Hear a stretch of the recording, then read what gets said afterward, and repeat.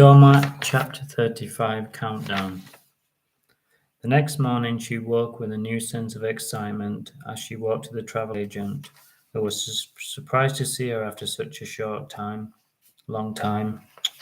She felt like a lottery winner, and her hands were shaking as she signed the relevant forms. Anna couldn't believe that in just a few short days she would be flying to New York City. It was a dream come true. Over the next few days her excitement didn't die down, and she tried her best not to be frightened. It was now or never, she thought. Then the day came, and when she saw the size of the plane on the runway, she felt like turning back. It looked so powerful and heavy that she was amazed that it would be able to get off the ground.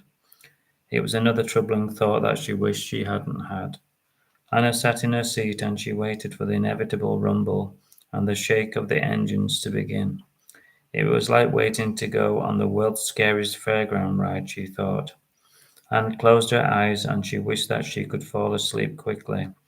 Then the plane began to shake and shudder as it moved along the runway. Anne's heart was in her mouth and she gripped the arms of the seat tightly. She quickly looked round at the other passengers and she wondered if they were as frightened as she was.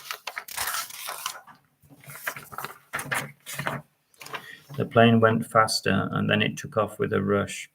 Anne was pressed hard into her seat. Please don't crash, she said to herself, and she breathed out in relief as the plane climbed higher. Oddly, the higher it climbed, the less fearful she became. Soon she was above the clouds, and the world below grew smaller and smaller. It was an amazing feeling, and her fears of crashing lightened. And if the plane did indeed crash, at least she would be going out in style, she thought. The last thing she wanted was a boring life or death. After a while, they flew over the ocean, and it seemed to go on forever. Anne was amazed how much there was.